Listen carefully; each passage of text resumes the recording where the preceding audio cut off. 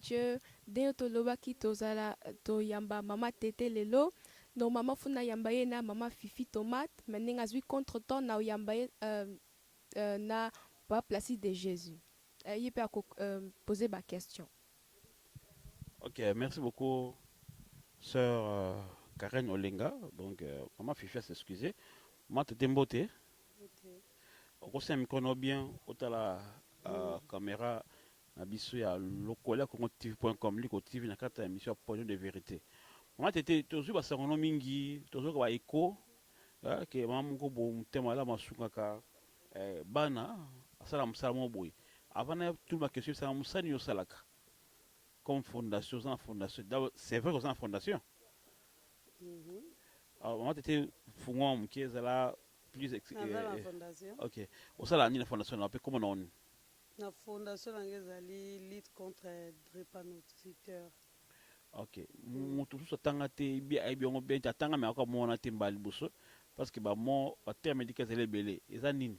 Nous lutter contre les maladies ou anémie FF. Ah, ok. Mina qui n'a bien SS. Il se SS, c'est la nini. Cause nango za nini? SS ezali cause nango sikosele. Ezali ba para mama na papa soki bakutani makila neti oyo aza na S oyo aza na S to oyo aza na A oyo aza na S boko riske bobimisa bana bana bakobima to mibale to moko na maladi wana esali SS. Ezali SS eza makila hémoglobine rouge na blanche. Hémoglobine rouge elekaki belé. Blanche ezalaka mokie. Sikoyo blanche rouge elekaki belé na blanche wana rouge azo dominer blanche yango wana bana batombaka esalamaka crise eyaka trop. Sikoyo do rouge azosala lokwa azobeta pembe azokausa makila. Azokausa makila yango wana esengaka ba transfusion ya makila komela bakisi donc SS. Ok, maman, merci beaucoup. Je pense que combien que ce mot a pendant tout na yo, question na ngazali voilà, ezali yango yo. Na ka monsieur bara AS, monsieur bara SS. Différence entre AS na SS. Différence ali na AS ezana 50%. Mais apeka maladif. Eza maladif mais ezala ya makasité. Mais vous remarquez? Vous remarquez?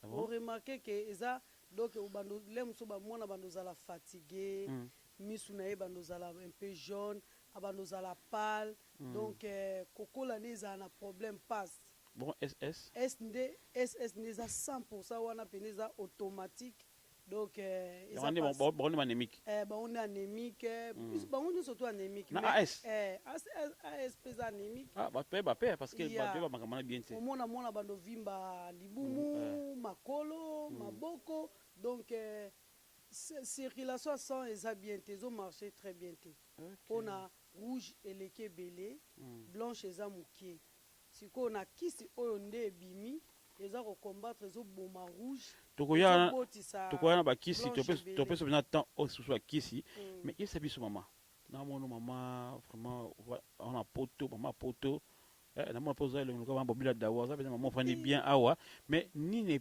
motivation etinda yo au soutenir bana ba SS eza nini motivation ya etinanga na soutenir na sunga ezala vraiment ngate ezala pe souhait na nga pété donc na botaki mwana bana mibale babima bongo bon bana onyo sope nzamba benga bango na âge à 18 ans 19 ans sorry docteur le mot docteur abanda na ye na âge à 6 ans awa na Hollande ti 18 ans l'air aye kokufa en tout cas bango moko bapesa nga alobai na ngai fona sala eloko moko pona na nini pona yebisaka eke na mboka na biso maladi oyo eza ebele me mbongo eza te bato bakufa lokola banyama basoso abi na nga nakoki koede yo napesa yo organisation ya biso na Hollande oyo ezaka thalassémie awa bon bamindele ezali thalassémie ezaka même neti sikosel eza lokola ka anémie SS mais bango thalassémie mindele mpe baa nango bango babenga yango thalassémie awa mais oyo ya biso babenga yango sikosel mpo ani différence na sikosel thalassémie eza ndeni bon bango awa na poto na Hollande mais yango na mona mwana ka na tuna na ngapete talasemi eza donc ndenge moko na SS mindele pe bazana ngo parce que na remarqué na kini bana est très remarquable mais vimba mais awa za remarquable penda te eza dû en quoi dina bakisi pena na pona Afrique ezate na malnutrition ko lia mapasi donc makamno so passe nga moko le nazala na Congo na talaka na bana o bana ngo na Europe na o bazala ngo kuna mobulu moi te Karen il faut pas aider bana o en Afrique baza défavorisé pe andia on t'était pas que bazo ba somo approprié moi non te oui na moni on pensa ça grave en tout cas on ne sait pas pour maman na biso tété hein mais apambola pesa pesa yema kopini nyonso po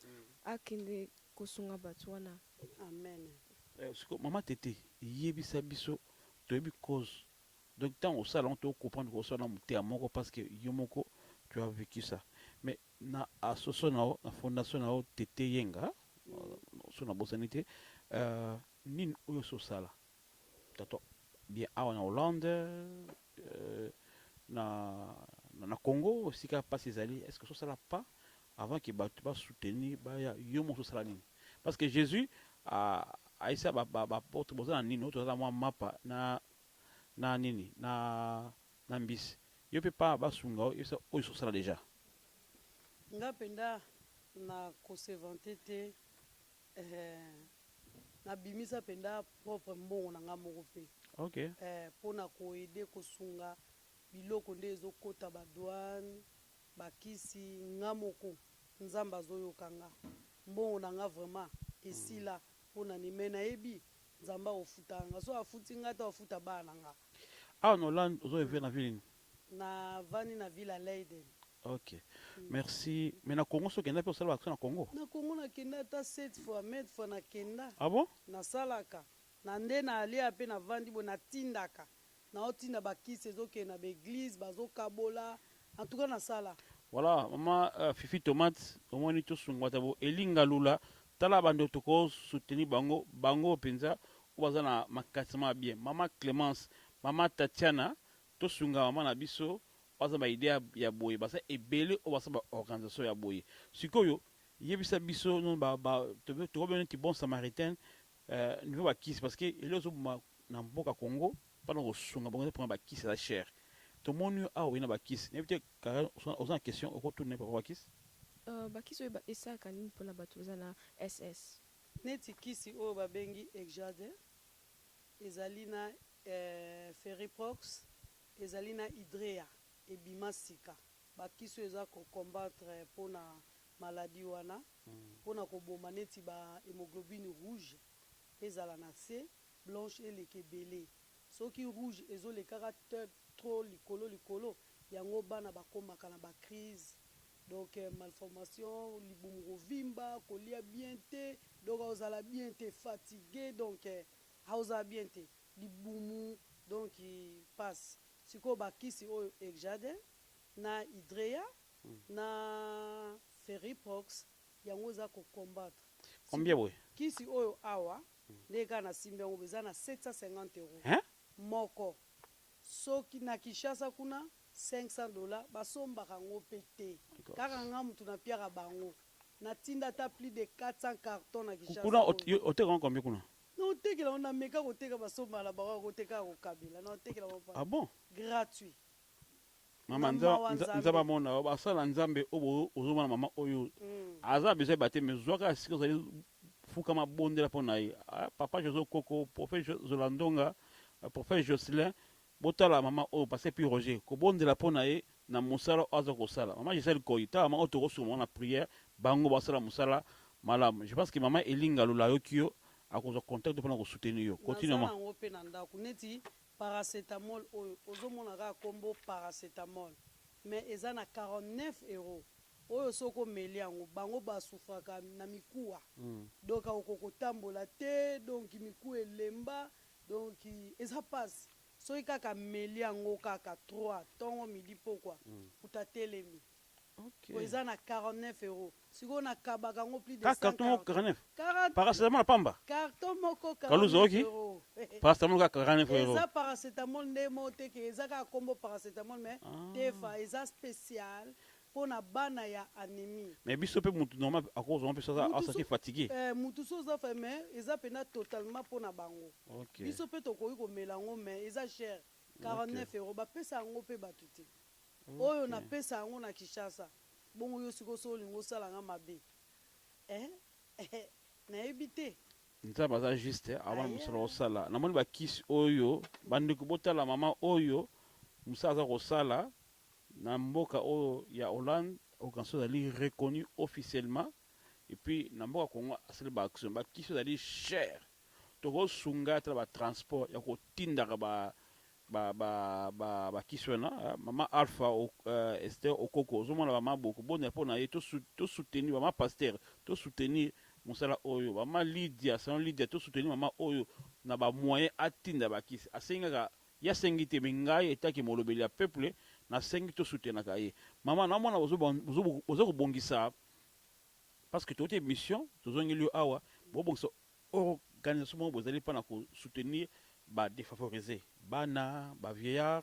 Je pense que maman Tatiana a s'occupé de ma vieillard aux Alawana na yebi que maman Aimé ya fondation na 2021 en France aux Alawana maman a s'occupé na ba sourmi ba aux Alawana na yo le 20 août nandeko Patrick bokosala ni le 20 août awa na mboka ya Hollande. Le 20 août na ebité toko sanganaka pona kolobela makambo oyo muto ya mutazo sala na Congo. OK. Ngana kipaka te ngana pesa ka naza na ba photo na ngana Facebook naza pe naza na ba biloko ba vieillard na pesa ka pe bango na keneki na pesa pe ba vieillard na ba tensiomètre donc na zui biloko ebele naza na pli ata ba 10 000 kilos mais liboso la mandaye ko tindika ngulu propre mbongo na nga moko na koma 0 mais na yebi ke pa nzambe na number 1 yango na stopaki nanu mais naza na ba projet pe nazo kende Congo lisusu toza na hôpital mo tozo sala na Congo na Kasavubu. OK. Na mon pote frère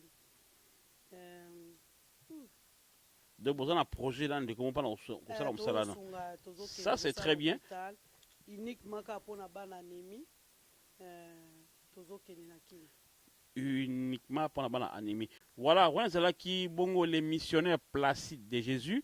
Nazala qui bongo na notre sœur Karen Olenga. Normalement, fallait pas que baya yena ma fifi tomate molobeli bakuta naye par rapport à émission auto sali to élément. C'est juste élément auto uzongo awa na kokuta na maman na biso tété mais rendez-vous c'est en mois d'août.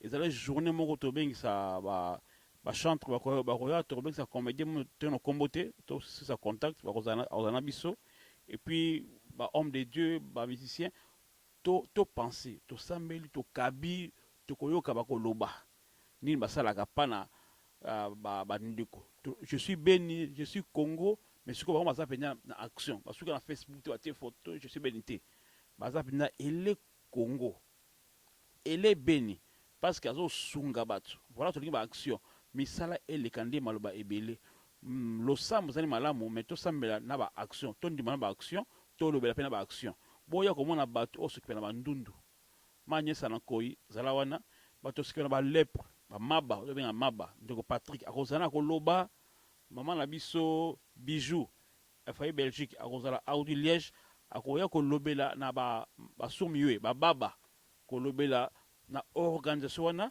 mama Aimé akouta France Trésor 21 benga Mongol akolobela bango mama Tatiana sur veya bato a pusani na tout monde bakipa mikolo mais na Congo siko mutu une initiative ko ile ba koko parce que ça comme ça la catholique ba no salango mais siko mutu moka mutema moka mama mutu na domaine na parce que mutu ko sa nyo sauter ya su domaine na yo o ayebi ko salango bi parce que abota ba na pe a perda ba nona tanga o sel sa ba nona mutema ne salisa et mama na Tatiana osunga ba veya toya to kabango to pesa mo conseil tout à net ko sunga ba miso sa ba kiss na bango et c'est un mode de transport muso 5 yo o lobelaka et to invité et rosa na néerlandais na français na anglais ba to ko interpréter il y aura le des étrangers au bakoya wana par rapport au ya jeune wana donc ce comme la fiche bimi benga batu les hommes de Dieu ba matu o bazana ba makase ba maman na ba Jean Lombo ba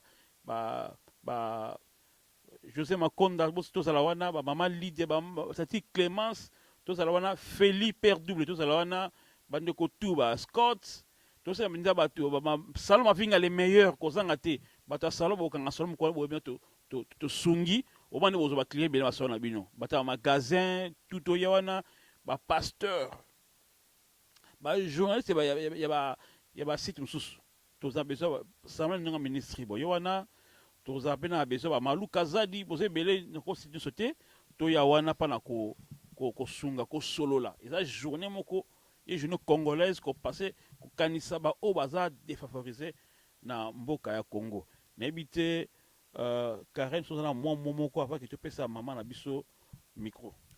Bon, biso pe bajan ya Rotterdam to telema to aider batu baza na ba projet oyo po ba aider batu na kino baza ba maladie to sunga bango pe. Ok, merci beaucoup. Mais tu as la journée moko awa Karen, hein? Je pense que les années qui nous bilango.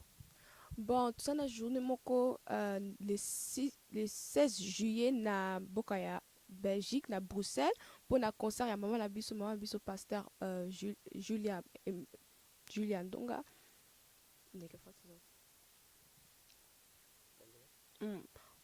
Le 16 juillet tu as na grand concert ya mama pasteur na biso mama Julia Mboko Zola to ratango te to zala kuna na rendez-vous so bozali na ba question bokoki ko benga na numéro oyo eza na affiche pe adresse eza pe na affiche to zala kuna to bosalité bona na émission sur émission sur kozali écho de l'évangile émission na rubrique na to pesa ba programme ya ba église ya ba journal d'adoration tozo salaka kosunga communauté chrétienne ba programme tout en raté vraiment si vous voulez ça par programme en raté école de l'évangile tout bon la programme il y a mois de mai juin juillet août septembre beaucoup tata biso toza te soki to leki to zinga to idika to taka ordre beaucoup tata biso donc à part juillet na mois de juillet toza na grande conférence pas convention et ko ça ma munene Rotterdam mo meko bouger to be ngo boye